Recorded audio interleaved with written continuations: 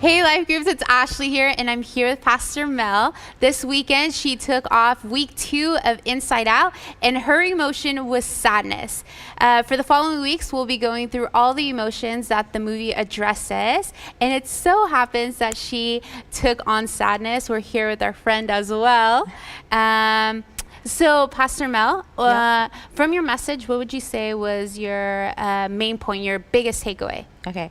Well, first, I wanted people to know that it's okay to be sad. Yeah. Even as a Christian, it is absolutely normal to have those emotions of sadness, of grief, because sometimes Christians feel that they can't feel that way because you're a Christian. Yeah, but God's supposed to be happy. Yeah, like happy all the time, laughing, smiling. But the reality is that we get sad. And so it's okay to be sad. Obviously, the way you manage it and channel it should be in a healthy way. But first, recognize that it's okay to be sad. Yeah, I totally agree. So what would you say some like healthy ways of channeling that sadness or that emotion when something terrible happens or you're just not having such a great day and you're full of joy? What would be like some healthy ways of channeling that sadness?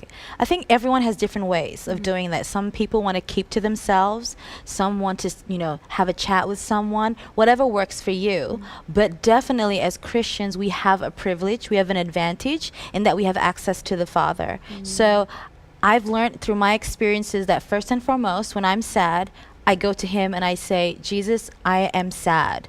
And sometimes I know why. And I ask for peace, but sometimes I don't know what's happening and I go, why do I feel sad? But I really encourage everyone, especially those that heard my message on Sunday, in that bring your sadness to Him.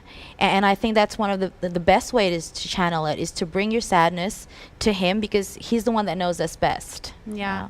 I think that's so big because at least for me, one of my biggest tendencies when I am sad, and I'm not gonna lie, I'm super emotional. I'm like sadness. It's okay She's to like be rolling emotional. over, right? Yeah. She's like rolling over and crying. That's me. So I think one of them is like I internalize it or I do the rolling over and everything by myself, and I just like kind of hide it. Yeah. And I feel like I'm alone, right? Yes. But like what you're saying is that we're not alone. Jesus is always there with us. Yeah. So to kind of just like step into that and be like, Jesus, like I'm sad. Yeah. Like I need you. Yeah. Right? And there's no reason to be embarrassed with God, or scared, because He wants us. I believe He wants us to come to Him with everything that's our burden or on our hearts and minds, including sadness.